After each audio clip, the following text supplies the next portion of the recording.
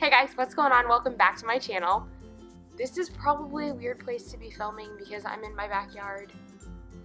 But it's fine because listen, Linda.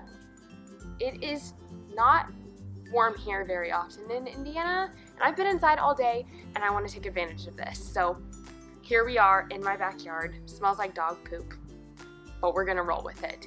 So today's video, we're gonna be talking about faith and fitness, or really the concept of like how to honor God with your fitness goals or your fitness journey in general. By the end of this video, hopefully you have more of a solid foundation and more of an understanding that you actually can have fitness goals and honor God at the same time. They don't have to be completely opposite things, opposite ends of the spectrum. Your fitness goals can actually be honoring to God, and I want that for you more than anything. Disclaimer, if you hear my dog in the background, I'm sorry, he's a dog. He likes to do dog things. All right, so the first thing is to set who goals, not do goals. So I think a lot of times, especially in any type of coaching atmosphere, like the coach is always like, all right, what are your goals? Like, what do you want to accomplish by the end of this? And that's good, that's great. You need those goals, but I also think that you're missing a huge portion of goals if you're just looking at what you're gonna do. So instead of the do, you're gonna look at the who. Who goals are more of like, who do you want to be by the end of this? Like if you were to sit down and ask yourself, envision yourself, visualize who you are at the end of this 12, 15-week program. What would she do? What would she eat? How would she interact with people? How would she look at herself in the mirror? And taking time to sit down and really visualize that instead of, I want to lose 15 pounds because I want to look better in a bikini, or any type of goal that's more like earthly focused, is in like, if this doesn't happen, if I don't lose 15 pounds, then I'm not successful. Instead, I want you to think about like the journey and the action steps of becoming who you want to be at the end of it, not just what you want to look like or how much you want to lift or anything like that. It needs to be an all-encompassing goal, not just a do, but also include the who.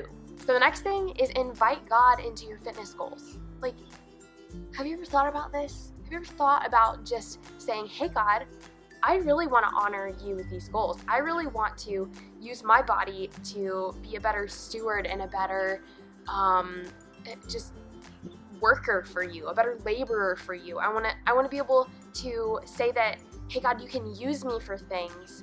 And I don't know, have you ever just sat down and thought about that? Just thought about asking him to come into your goals and to lead your goals and to keep your expectations and your focus on the right things instead of earthly things? Because I don't know about you, but when I first started my fitness journey, it was not great because I didn't let God into my fitness goals. I put them completely opposite ends of the spectrum, or I was trying to move them both the same direction, but it never worked for me because I wasn't actually seeing God with me in those goals. It was like separate, like, all right, these are the things I'm gonna do. This is my relationship with God over here, and my fitness journey, my health journey is completely separate. And that's not how it should be. Those should be things that you invite God into, just like any other area of your life. You should want God to be in that because he cares about it.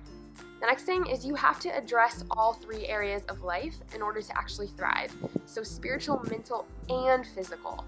All of those three things, like you can't just work on one, because if you work on one, then the other two fall behind. You have to work on all three pushing together at the same time. And this is a concept that I use with my clients and my Women of Worth Mentorship, because I truly believe in this. I've experienced this myself, that I very much was pursuing physical goals and I was killing it and I was shredded and I looked awesome, but my spiritual health was like so neglected. It was not even really there, and I kept struggling with it on a daily basis because I wanted to grow. I wanted to be a better steward of my faith, but I couldn't figure out how to do it because my mind was so focused on just what my physical body could or couldn't, or what I wanted it to do. So when you're addressing all three at once, taking a look at, all right, these are the goals that I have for my body. Like maybe I want to lose X amount of pounds, or maybe I just want to have a better relationship with food. Well, in order to have a better relationship with food, I have to invite God into this scenario with me, into this journey with me, which is spiritual. And I also have to figure out the habits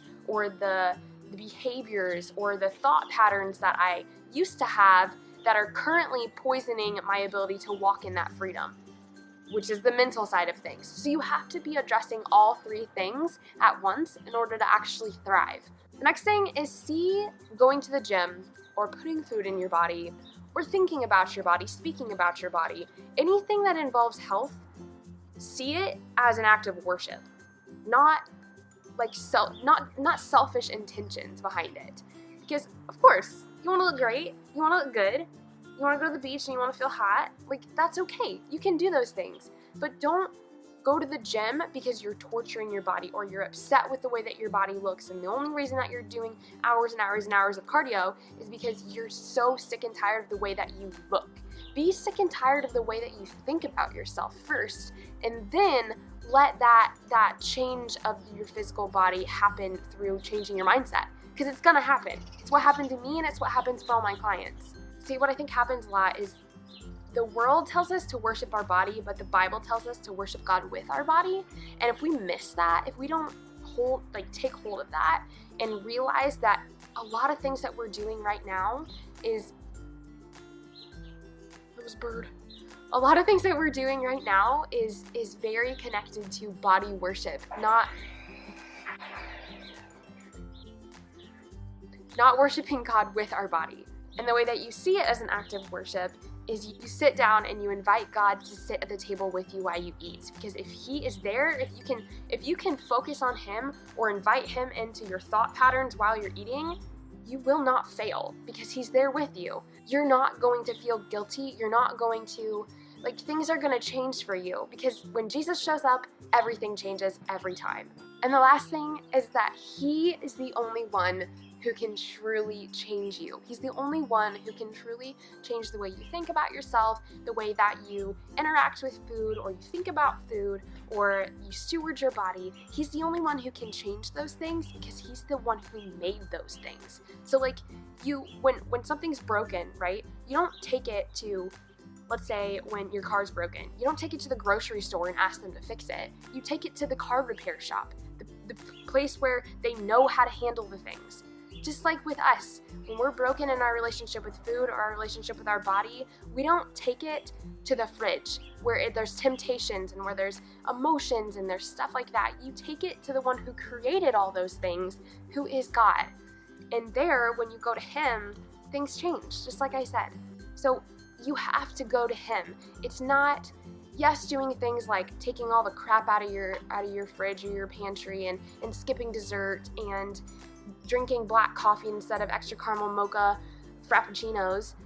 Those things will help you, but they're temporary fixes. If you don't go to the root of the problem and actually allow God to bring it to the surface to be healed, then those things will keep coming back, or that one addiction will find it make manifest in a different place.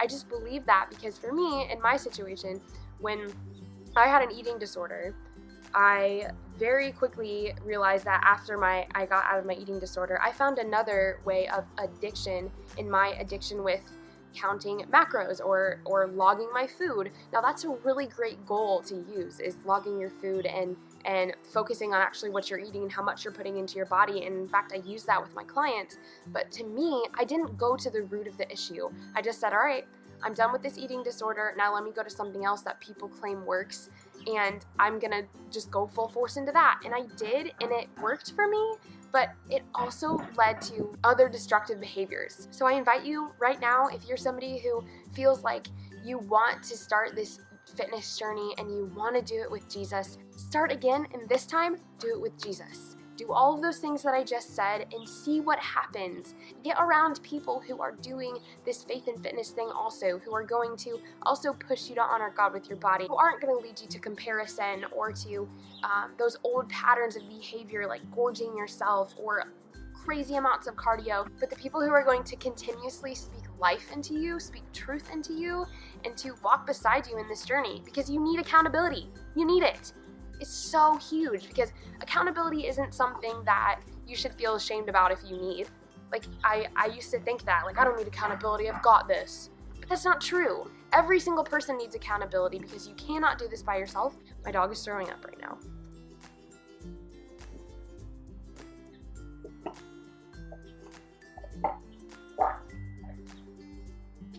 Why did you do that? No, no, no, no, no. No, no, no, no. I don't want you. No. And I also did want to mention that I do have spots currently open for my Women of Worth mentorship. If this is something that you're interested in learning more about, then email me at lexlifts@outlook.com or just comment below and I will direct message you or hit me up on Instagram. Instagram handles right here, and let's chat about it. Let me see what I can do for you. Let me see what you're struggling with, and we can figure out how I can best help you, because that is my passion. My burning passion inside of me is to help women chase after Jesus while we build your dream body. I do believe that it's possible. So thank you so much for watching. Make sure to give this video a like, subscribe if you're not already subscribed, and I will see you in the next one. Remember to love God, love yourself, and love people. Bye.